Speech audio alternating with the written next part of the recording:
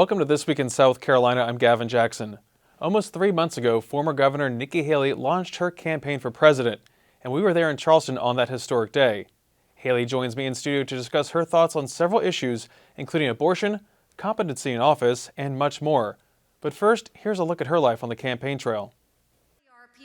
Our moment is now. Our mission is clear. Let's save our country and secure our future, and let's move forward together toward our destiny in a strong and proud America.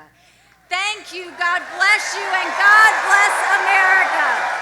That was former Governor Nikki Haley at her formal presidential campaign announcement in Charleston on February 15th. Since then, SCETV has followed Haley on her initial swing through the early voting states of New Hampshire and Iowa, where voters got to meet Haley for the first time.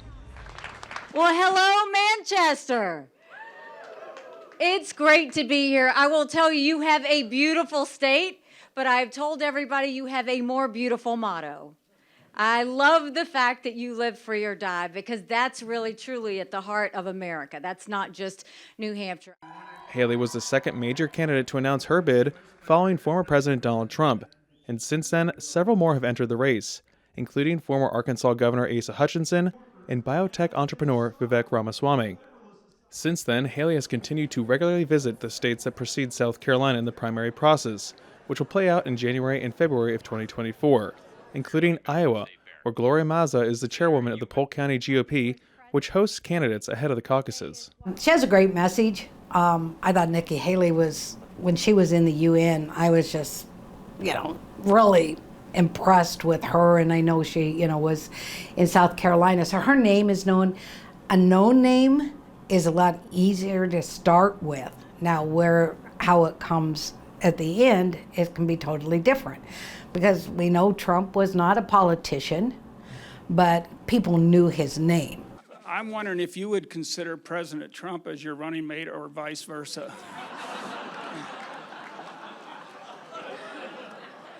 All right, Bob, think about that for a second. How well do you think it would go over if I called President Trump and said, "You want to be my VP?" Look, let me tell you, President Trump is my friend. I called him before I did this. We had a good conversation. He was the right president at the right time. He broke the things that needed to be broken, and he worked to fix them. The reason I'm running is we got to move forward. We got to move forward. We can't keep dealing with these issues in the past, and I think that we need a young generation of leaders. I mean, look at Washington, D.C. You will see me say all day long, we have got to have term limits in Congress. We've got to have them.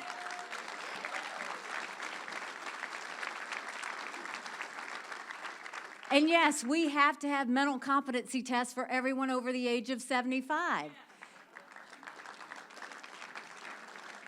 That's not personal. We've got seniors who can do many things. The reason why I'm saying that we need that is you should have transparency. Government's supposed to work for the people, not the other way around. Bernie Sanders lost his mind because I asked for that. He's exactly the reason we need it. Haley has also been campaigning in South Carolina. Is that we should try and save as many babies as we can. We should try and support as many women as we can. And, whether it was in the legislature when, I supported allowing mothers, to be able to see an ultrasound before they made the decision, or whether it was a half a dozen bills that we signed into law that really protected the lives of babies, that was something that was always very important. Haley has raised $8.3 million in the first 6 weeks of her campaign. That money has helped her staff up and travel regularly to early voting states and press the flesh as she works to gain traction, something she also needs to do in her home state as well, where she's running in a close third according to Scott Huffman's Winthrop poll. Well, she's got to pick up a little bit of the vacuum that Trump is leaving. DeSantis was trying to fill that vacuum as the Trump culture warrior without all the baggage. But DeSantis has been losing a little bit of ground lately, stepping over a few too many lines, doing things that some of the Republican faithful think you're not focusing on the right issues. Now, the interesting thing about nationally, there's a narrative that Nikki Haley is a moderate. And I really think a lot of that comes from the Confederate flag coming down off of the State House under her tenure and her supporting that. But if you look at her term as governor, she was absolutely not a moderate. She was the queen of the Tea Party in South Carolina, endorsed by Sarah Palin. That's how she got into the governor's mansion. She kept conservative during that. She is extremely conservative, but with less baggage than Trump has. And she is leaning more into the culture war issues than, for example, Tim Scott is. So she might be ready to take up some of the oxygen that's escaping from the room as people look at Trump and think this might not be the best choice. Then you go and you look at crime on the streets of America. It's bad, but you know what? That's what happens when you don't have the backs of law enforcement. That's right. That's what happens when you have district attorneys that refuse to prosecute anyone that does something illegal. That's what happens when you let lawlessness roam. Look at the border. Look at the lawlessness on the border. We are a country of laws. The second you stop being a country of laws, you give up everything this country was founded on. I still stand by. I've never lost a race. I'm not going to start now. Before her rally in Greer this week, former UN ambassador turned Republican presidential candidate Nikki Haley visited us at South Carolina ETV studios for a wide-ranging interview on such issues as abortion, the debt ceiling debate, immigration, the economy, and how she feels about Senator Tim Scott entering the presidential race later this month. Former Governor Nikki Haley, thank you for joining us. It's great to be here. So, running for president has been on your list of things to do, it seems like, for some time now. It's been about 3 months on the campaign trail at this point. How's it going? Does it meet your expectations right now? You know, first of all, it's a great day in South Carolina. It's great to be home. It's been great. I mean, you know, this is about touching as many hands as you can. This is about letting them know that I've been a two-term governor that took a double-digit unemployment state and turned it into an economic powerhouse. That I was at the UN and I didn't deal with one country, but 193, and took the kick me sign off of our back. So it's not about what I say, it's about what I've done and what we think we can do going forward. And, you know, whether it's Iowa, whether it's New Hampshire, whether it's being back in South Carolina, it's good. It's making sure that we earn their support. We're going to work hard to do that. You've been making a lot of waves with your call for a mental competency test for politicians over 75. You've reiterated this call this week with the Fox News op-ed. This would include former President Donald Trump, President Joe Biden, and other folks. Should this be for all politicians, or why just over 75? No, I would be happy if it's 50 and above. I think everybody needs to know whoever they send in office, they need to be at the top of their game. These are people deciding our national security. These are people deciding our children's economic future. This isn't about a party or a person. Mm-hmm. This is about the fact that you should be able to take a simple mental competency test without question. I mean, you look at Biden recently. He needed to have a child tell him what country he was in the week before. He didn't know how many grandchildren he had. You look at Dianne Feinstein. Like, she's 89 years old. She's missed office the last 2 months. At some point, people deserve to know whether their elected officials can handle the job or not. Mm-hmm. That's being transparent. Well, how do you get around the Constitution on this? Because it's a requirement. I think what you do is basically when you file to run for office, you should submit a mental competency test from your doctor. It's very simple to do. These aren't drawn out tests. This is like naming words that all start with the same letter. This is like what city you're in, what town, you were at yesterday, what year it is. These are basic things. People should want to do this if they're going to run for office. Have you done one? I'm happy to do one. Yeah. Because Wordle's hard enough for me every day. I mean, look, I'm happy to do one. And I think any elected official that has a problem with it says more about them than it does about the tests themselves. Governor, you were taking a lot of heat for saying this about Joe Biden. If you vote for Joe Biden, you really are counting on President Harris, talking about Vice President Kamala Harris, because the idea that he would make it until 86 years old is not something that I think is likely. Do you stand by that? Do you think that's a little harsh? Well, first of all, people thought that I said he was going to die. That's not what I was saying. I was saying he wasn't going to finish out his term. Look, I'm saying what everybody's thinking. I've always spoken hard truths. That's a reality. You look at the decline he's had just since he's been president. Do you really think he's going to make it to finish that second term? He's not. And so we really are looking at a President Harris. That's just a fact. Anybody that disputes that is not dealing with reality. So you'd like to see mental competency tests as a requirement. What about primary debates? Do you think that should be, if candidates meet certain polling qualifications, that they should be on the debate stage? Well, I think that's for the parties to decide. The RNC has always decided the rules. The DNC's already always decided the rules. I mean, whatever they are, I look forward to being on the debate stage and letting people see who we are, what we're made of, and what we're ready to do. But do you think people should be hearing from everyone who's concerned in this high office? I think everybody that runs for office should want to be on the debate stage. They should want to earn the right and support of the American people. And the best way to do that is to see somebody on a debate stage. So Senator Tim Scott, who you appointed to fill Senator Jim DeMint's seat in 2012, is set to jump in the presidential race in May 22nd. How does a Tim Scott candidacy affect a Nikki Haley candidacy? I mean, welcome to the race. There's going to be people in there. I think at the end of the day, people are going to look at what someone has done and what they think they're capable of doing. And so I think you'll have to make that case to the American people as well. Have you spoken with him at all? Have you talked with him? Are you guys friendly? How do you describe your relationship? I have not heard from him. Mm-hmm. You going to reach out to him and say welcome to the race when he jumps in? No, I mean, I think that, look, he has every right to run. Mm-hmm. And, we wish him well, just, like we wish everybody else well. But at the end of the day, it's about showing, are you capable to run the country in a way that's going to get our economic policy back on track, that's going to deal with foreign policy issues, and make sure that we make America strong and proud again. I'm determined to do that. I'm not worried about anybody else in the race. I'm just focused on me and my communication with the American people. Mm-hmm. I heard your stump speech 5 times between your announcement in Charleston on February 15th and then your swing through New Hampshire and Iowa over that next week. And then I also heard Senator Tim Scott give a speech at Drake University. There are a lot of similarities between the both of you from your narratives, your experiences, and your vision for America. So how do you stand out from someone like Senator Scott? I mean, I think, again, I was a 2-term governor that took a double-digit unemployment state and turned it into an economic powerhouse. I didn't deal with one country. I dealt with 193. It's the experience that you have, but more importantly, it's the results. Look at what we did when I was governor of South Carolina. Not only did we put jobs in every county, we moved 35,000 people from welfare to work. We put systems in place in our prisons so that we trained inmates, so now we have the lowest recidivism rate in the country. We became the beast of the Southeast. When I left South Carolina, we were the most patriotic state, the friendliest state in the country. We were named the #2 state in the country people were moving to. We passed voter ID. We made sure that we passed the toughest illegal immigration law in the country. I mean, I think my record speaks for itself.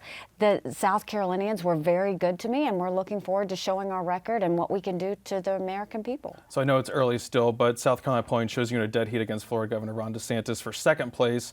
You're both still trailing former President Trump. This Winthrop poll shows Trump at 41%, DeSantis at 20%, and you at 18%. So right within that margin of error, Senator Scott's at 7%. What do those numbers tell you at this point? How do you break through where you are at this point? They don't say anything. You can look at any presidential race, and it's a fact. The polls you see today will not be the polls you see a year from now. We are the only candidate right now that are really going to Iowa, New Hampshire, and doing the hand-to-hand combat, making sure we do full town halls, answering any questions they have.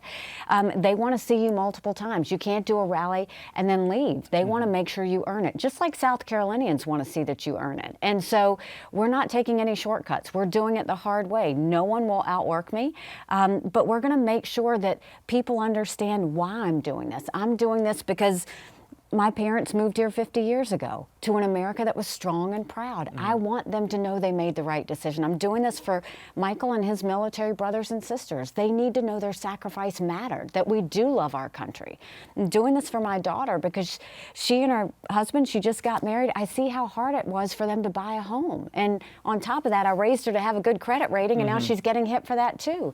I'm doing this for my son because I see him writing papers of things he doesn't believe in just to get an A. That's not us. And when 78% of Americans think their kids won't have as good of a life as they did, I don't trust anybody else to fix it. It's time for us to get to work and make people proud again. Well, and similar along those lines, a CBS News poll of likely GOP voters found that voters prefer a candidate who challenges woke ideas, opposes any gun restrictions, says Trump won 2020, and makes liberals angry. Are you that candidate? Do you believe that? I think I'm the new generational candidate that's going to get all the distractions out and start focusing on results. People need to know government is there to serve the people, not the other way around. Government's gotten too bloated. The spending has gotten too much. We feel it in our wallets. Why is Congress the only group that doesn't balance a budget when everybody else does? Why don't we have term limits? Why aren't we energy independent? Why don't we have a strong military? There's so many things we need to get to work. All of these distractions are killing us. We've got to get back on track for the sake of our kids. Do you think talking about the 2020 election as being stolen is a distraction? Right now it's in the past. Let's talk about the future. You know, whether that comes up again and again, it's not doing any of us any favors moving forward. And when America is distracted, the world is less safe. And we're seeing that play out right now. Governor, we're talking about abortion being a big issue right now, of course. It's legal up to 22 weeks in South Carolina. They rarely happen after 15 weeks in our state, but should it be more restrictive than that, in your opinion? I think that what I'm very happy about is that once Roe was overturned, it took it from unelected justices and it put it back in the hands of the people. Now we're seeing that consensus play out in multiple states, and we'll see it play out at the federal level. What I will tell you, I'm strongly pro-life, not because the party tells me to be, but because my husband was adopted. I had trouble, having both of my children. I would love it if every state was pro-life, but they haven't been. Some have erred on the side of being more pro-abortion. I wish that wasn't the case. Some have erred on the side of being more pro-life. I love that.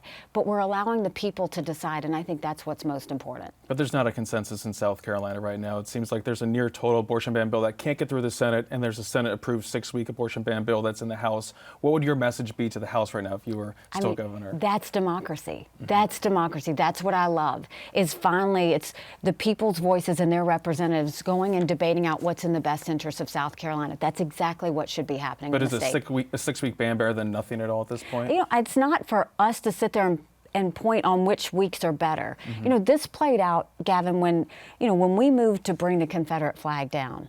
The reason that we were able to get 2/3 vote of the House, 2/3 vote of the Senate is because we didn't judge either side. We brought out the best in people and got them to see a way forward. That's the key, is don't start judging people on what weeks they're for or what exemptions they're for. Why don't we talk about how do we save as many babies as possible and support as many moms in the process? That should be the overall goal, and consensus should be the way we get there. When you talk about the Confederate flag, is that something you rarely talk about on the campaign trail, or how often do you feel like you need to bring that up? And is that something you usually do just to talk about unity or moving things forward? I mean, how do you gauge when to bring that story up? It was painful. It was painful. It was painful for me. It was painful for our state. I'm so proud of how the people of South Carolina stood up and showed the world what strength and grace look like. But it was a sad moment. And I think, so I'm very respectful about when I talk about it and how I talk about it, because I know the pain that it caused, but I also know that we didn't, this was on the heels of Ferguson. We didn't have riots and protests. We had vigils and hugs. How amazing is that? And so I don't want to ever trivialize it. I want to make sure people remember the good in it and not sit there and politicize what happened and the bad of it. And obviously that came after the horrific massacre at Mother Emanuel AME Church. But before that, you always said, no CEO had ever talked to you about bringing the flag down. But talking about CEOs, we're looking at the fallout from Disney, the Don't Say Gay law in Florida. You said, if Disney wants to relocate to South Carolina, they can do so. How do you mesh that with folks saying, well, if it's harmful for Florida, why would it be beneficial for South Carolina? So first of all, South Carolina is not an anti-woke state. I mean, we know that. We hopefully never will be.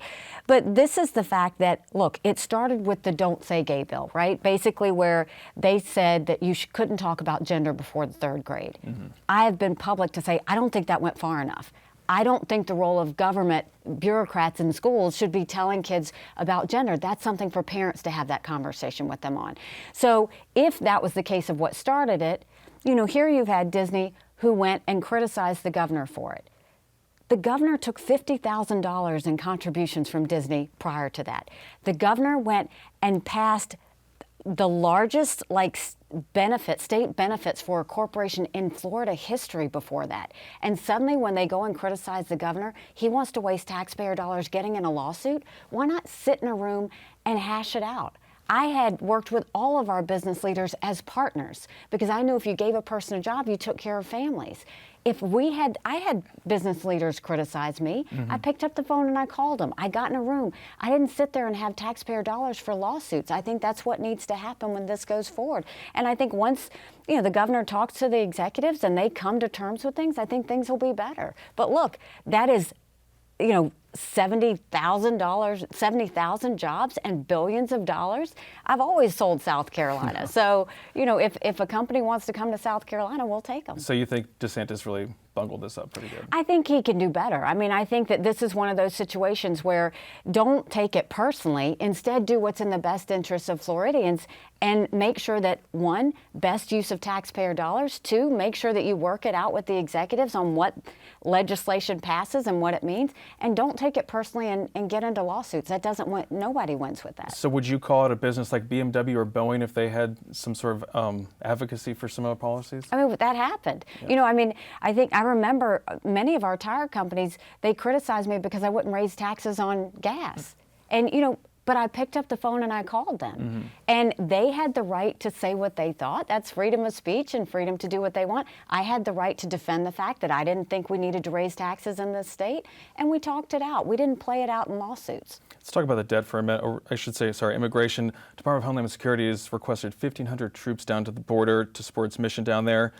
This is because of the expected surge from the Title 42 being repealed. You've been down to the border. What needs to be done to secure it, and how do you make the policy reforms necessary if Congress is so divided? You know, I didn't go show up and do a picture and leave. I went along 400 miles of that border. And Gavin, what I saw is immoral. I mean, the idea that we get up in the morning and you drink your coffee and you turn on the news, those ranchers get up in the morning, they get their coffee and they see if anyone died crossing that fence. They see if there were any kids that were left behind. I spoke with the sheriffs and they said that they get, before 7 a.m., they rally up illegal immigrants, take them to Border Patrol. Border Patrol documents them and releases them for 2 to 3 years before their court date. I talked to Border Patrol and they said, you know what our jobs are? We're glorified babysitters. They don't let us do our job. This is a national security threat. When I was governor, we passed one of the toughest illegal immigration laws in the country. We did a mandatory E-Verify that said no business could hire anyone here illegally. We need to do that across the country. We need to defund sanctuary cities. We need to fire the 87,000 IRS agents and hire 25,000 Border Patrol and ICE agents and put them on the ground. We need to make sure we go back to remain in Mexico because no one wants to remain in Mexico.